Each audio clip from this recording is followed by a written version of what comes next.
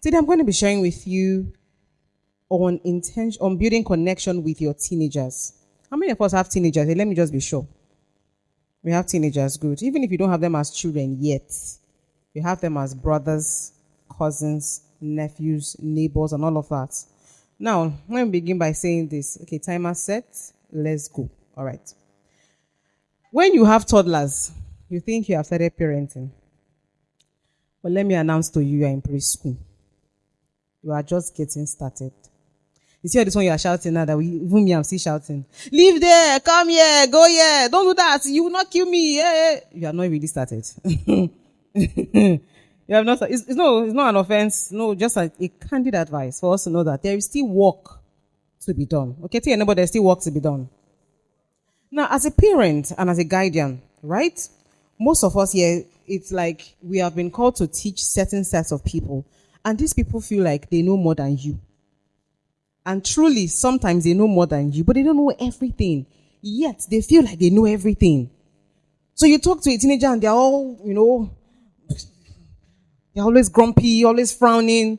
You talk to someone, they've gone to the room, they've locked the door, they're pressing their phones, they'll put the earpiece. You will call their name, Ejiro. They will not answer. They can hear, but when you get there, say, Mommy, earpiece is in my ear now. What will you do?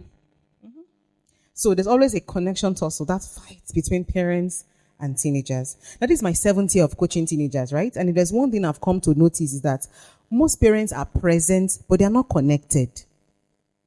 So you can be present as a parent, but not connected. Have you ever been in the same office with somebody where you quarrel? You quarrel with the person. You guys are together in the same office, share the same cubicle, but you're not connected. But that person has a friend somewhere in Kafanshan, and the friend knows that my friend is traveling tomorrow, she's going to so and so place, the hair she wants to use. You guys are not connected. So the fact that you're in the same house with a teenager does not guarantee connection. And that's why we are here to learn this morning. I've also noticed that some teenagers have seen their parents as people who just brought them to life, and they're just there to foot their abuse. And some teenagers can't wait to escape their parents' house. Some are anxiously waiting for admission to get into university so that they don't even want to jackpot to abroad. They want to jackpot to university first. Then if they get any other opportunity, they will really jackpot the jackpot. So we must be careful as parents. In 7 years of coaching teenagers, I usually hear from parents who say, my teenager is not listening to me. They don't listen, they don't hear. I'm like, they hear, oh, madam, be careful with your words. And teenagers often tell me, my parents don't understand me. Are we getting it? Parents say, my teenagers don't listen. Teenagers say, my parents don't understand. So that's where the problem is coming from. I must quickly add this, that when building connection with your teenagers, right, it's a conscious decision. Oh. You don't carelessly build that connection with teenagers. You must be conscious about it. You don't accidentally build it. Mama was saying, does anybody accidentally build a house? No, you sit down and you plan. Let me advise us as parents.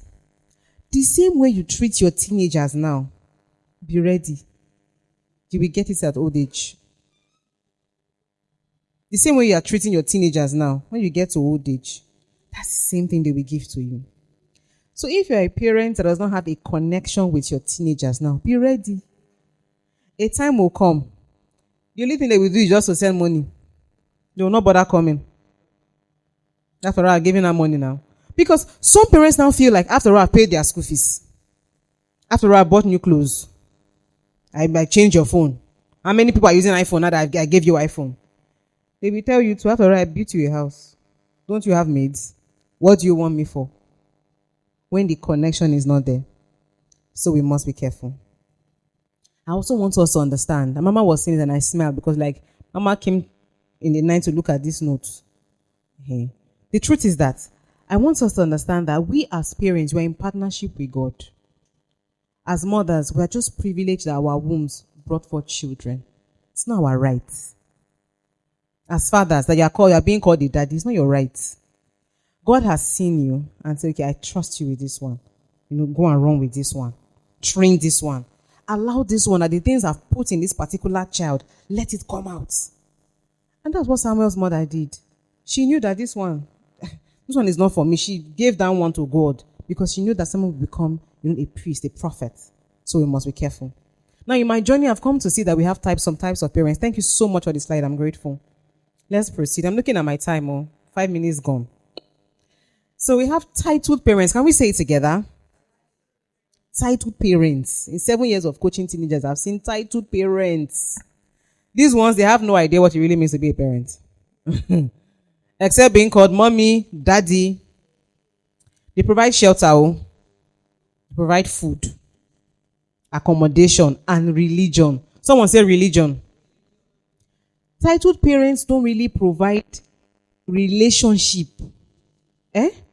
with God and their teenagers. What they provide is religion, as in church. You take it to church, you go back. But whether that child is born again, you don't know. And I tell parents that the fact that you are born again is not guaranteed that your teenager is born again. Born again is not a transferable responsibility. That now I'm saved. Automatically, my daughter must be saved. It gets to a point that as parents, you have to also ask your children, do you really know Jesus? Are you really saved? And you should lead them to Christ. These parents, titled parents, is more of garbage in, garbage out. What their parents did is what they are going to do. This is how we were raised, and this is how we will raise you. It's the kind of parents. Parents here still do female genital mutilation. Some parents here, in this 2024 that we are, they circumcise me, they must circumcise you. I got to find out that a woman did circumcision for her child. This is 2024. 2022. I was not sad. I was just too shocked. I was like, really? Why? She said, and they did it to her, and her husband said that they did it to his sister, so they must do it to their daughter. I'm like, wow. So parents here always want their children to, when they're teenagers, when they come home, they want their teenagers to run from the house. Mommy is coming, everybody's, yeah, you fly. Many of us had such parents, to be very honest. Those days when your parents were coming, can you stand as a lady with a boy and your dad is coming? You want to go, you want to meet Jesus before your time? But there are some parents that still do it till this time. These are for titled parents. Now we have lazy parents. Parents in this category, they expect church and school to be the ones in charge of instilling discipline in their teenagers. They don't want to be held accountable. Okay. They don't want to be held accountable. Parents in this category, no. You hear them saying, God knows I'm trying my best, oh. You people should not stress me, oh. I did not kill my mother, oh. Nobody should kill me, oh. Lazy parents. They find it difficult to correct their teenagers, oh. They provide too, yes, they provide. But they don't even know the friends of their teenagers. They don't know who the struggles of their teenagers. Lazy parents don't know how their teenagers are doing academically. It's academic work. They rather employ 50 lesson teacher than just to sit and say, how are you even coping? What's the subject that's giving you tough time? Some lazy parents and their children are writing jam today. They don't even know whether the jam lesson they send the teenager to, whether they even paid attention. They don't have that time. Their own is that just believe in, let us believe in, but don't stress me. Mm-hmm. Next, we have irresponsible parents. Can we say it together? Irresponsible parents. I have seen irresponsible parents in this my journey of 7 years coaching teenagers. They don't mind that their teenagers engage in fraud. Parents here. There are parents here who will, some parents in this category, no parents in this category, not here. What I mean here, I mean like irresponsible parents, right?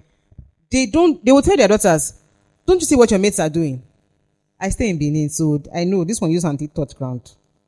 No offense, my people who are changing. Right?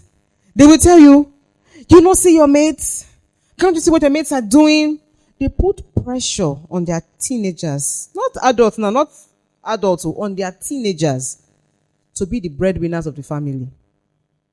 Irresponsible parents, yeah. Their teenagers will have new clothes. They don't even know how that cloth came about. They see their teenagers with new gadgets, new phones, new accessories, everything. And they're not asking, where did this thing come from? Who bought it for you? Who gave you? Who gave you? Parents in this category have taken their children for D&C with their full chests. They've carried their teenage girls for this. Parents in this category follow their teenage sons to the market to buy a ram for sacrifice for Yahoo. They do. Parents in this category. I fear parents in this category. Aye. Because they will fight. If you try to correct their teenagers, they will fight you tooth and nail. They will go any length. But they are setting bad example for the teenagers. Parents in this category, they poison the mind of their teenagers against people, against pastors. They will be at home, they will cause pastor. He cannot even, she cannot even, they cannot even. But when they see pastor in the morning, Daddy, God bless you, sir. Mommy, God bless you, ma. Oh, I celebrate you. You're looking, and the teenager is like, let's choose one. If you want to fight with your chest. Right? Parents in this category will never allow their teenagers see any good in any other person. So we must be careful. Now we have responsible parents. As the name implies, they are responsible. They genuinely care and are available. They understand that their children are gifts from God. They are willing to increase in knowledge. Responsible parents don't claim that they know it all. They are willing to increase in knowledge. They are not ashamed to apologize to their children, to their teenagers when they do wrong. There are some parents that rather than tell their teenagers, I'm sorry, they rather count a full bag of beans. If you mix white beans and brown beans, you say, give me one bag. They rather separate brown beans here and white beans here. And do it with joy than to say, oh, I'm sorry. That thing I did was wrong. I really should not have acted that way. Now, I'm going to be citing examples from the Bible. I love the Bible. I know we're not in church, but this is our life. I love the Bible because it gets to a phase when you begin to read the Bible, more than the scripture, you begin to see certain things and you go back, so this thing was here. Yeah. So let's quickly go. We have, I'm going to cite us two examples. A parent who was connected and a parent who had no connection. Please follow up. Now, the first example of a parent who was connected is taken from Genesis 22:23, the one I saw, right? I'm using NIV version here. I'll quickly read, and you can just look at the screen. I want us to take certain examples. Early the next morning, Abraham got up and loaded his donkey. He took with him two of his servants and his son Isaac. When he had cut enough wood for the burnt offering, he set out for the place God had told him about. Now, you see what Reverend Uchemba was saying, right? If a father being a prophet, some parents, some fathers will say, I know they hear from God, oh, now my wife, oh. No. Fathers will be watch this later. Hear from God. Abraham heard, oh. Now 25. Let's go 25. He said to his servant, stay here with the donkey while I and the boy will go up there. We will worship and then we will come back to you. 26. Abraham took the wood for burnt offering, placed it on his son Isaac, and he carried the fire and the knife as two of them went out together. 27. Everybody, please pay attention. Okay. I'll be reading for you. I'm too fast, Abby. Let me slow it down since it's not on the screen. Isaac spoke up and said to his father, Father, you know why I like other versions of the Bible? You get to see the punctuation marks, the comma, the everything. One of my favorite Bibles is Message Bible. If you ever come across Message Bible, you will love Bible. If you read Psalm 23 Message Bible, you will love. He said, Father, there's a question mark here. And he says, yes, my son. Abraham replied. Please take note that Abraham did what? Replied. Take note also that Isaac said, Father. And he said, yes, my son. So let's go. Isaac said, but where is the lamb for the burnt offering? 28. Abraham answered, God himself will provide the lamb for the burnt offering, my son. And then the two of them went together. If you can't help us with Genesis, I just go to the next, the one for Judges. Just get that one ready for us, please. Now, 29. When they reached the place God had told him about, Abraham built an altar there. My emphasis. He bound his son Isaac and laid him on the altar and on top of the wood. Parents, I want you to believe with me that Isaac was not 4 years old or 3 years old when he followed Abraham, his father. Let's just say preteen or teenager. Now, 23. My emphasis. Isaac was woken up. Abraham woke up Isaac that morning, early in the morning. Have you tried to wake up a teenager in the morning before? Have you tried to wake up a teenager early in the morning? You not just wake up and send them message. Not that you even woke them up to say, yeah, come for morning devotion. You now woke them up and say, those clothes that are hip, they come washing them now. Come washing them now. It's like you don't want to even go where you are going to. Even morning devotion is not easy, right? So we can see. But the Bible says that Abraham woke Isaac when? Early in the morning. That means around 4:3. When sleep was sweet. When Isaac was still turning and stretching. What made Isaac to get up and followed his father? Connection. Can we say it together? Connection. Even in 26, you see the teamwork between both of them. He carried this one, he gave to Isaac. He carried this one, just like that. 27, another emphasis. Isaac spoke. Some teenagers cannot speak to their parents. The Bible says Isaac spoke. Abraham what? Answered. Some teenagers can speak, but some parents are not answering. Some teenagers are speaking. They're trying to call your attention. They're trying to talk to you, but parents are not answering. Now, 29, my emphasis. You took a teenager. You tied his hand. The teenager knows that the sacrifice people are going for. He has asked you, Daddy, where is the ram? You say, God will provide. Now you took that teenager. You tied his hand. You tied his leg. You now lay him down on the altar. A teenager, full of strength. How old was Abraham when he gave birth to Isaac? So it was possible for Isaac to push Abraham and say, this man, you're not a man of God. I don't trust you, sir. You want to kill me. First blood money in the Bible. You want to create it. But Isaac laid down. He did not struggle with Abraham. There is a level of connection you will have with your teenagers. They will trust you. That's a lesson you should pick here.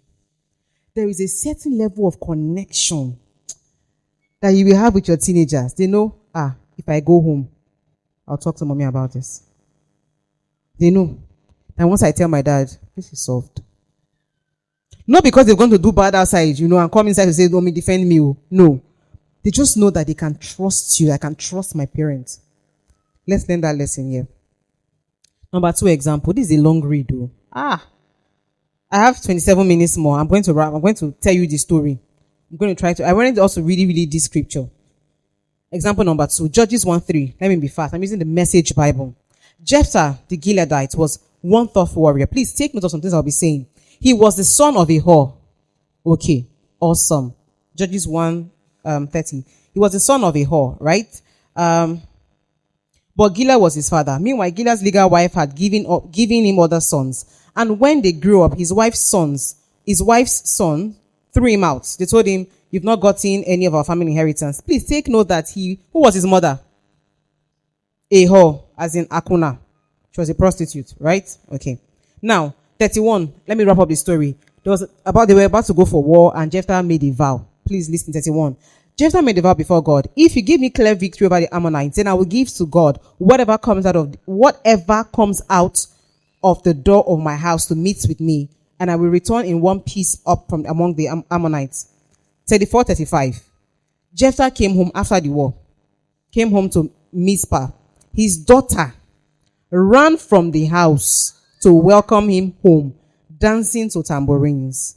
She was his only child. He had no son or daughter except her. When he realized who it was, he ripped his clothes, saying, my dearest daughter, I'm dirt, I'm despicable. My heart is torn to shreds. I made a vow to God and I can't take it back. 36, she said, dear father, if you made a vow to God, do to me what you vowed. God did his part and saved me from the Ammonites' enemies. 37, she now asked the father that, okay, please just let me go and cry with my friends on the hills, that I would not marry, I would die a virgin, all of that. 39, 40. It became a custom in Israel that for 4 days every year, the women, take note of this part again, the young women of Israel went out to mourn for the daughter of Jephthah the Gileadite. Oga, you had just one child. Who would have said that you? Who would have welcomed you? He was not connected. You have just one child. You went out for war. Who will welcome you? Who would have said that they welcome? Do you understand what I'm trying to say? Who would have welcomed Jephthah back? Maybe it has been a constant practice for his daughter that when he comes back from work, she will come out, but it's not connected.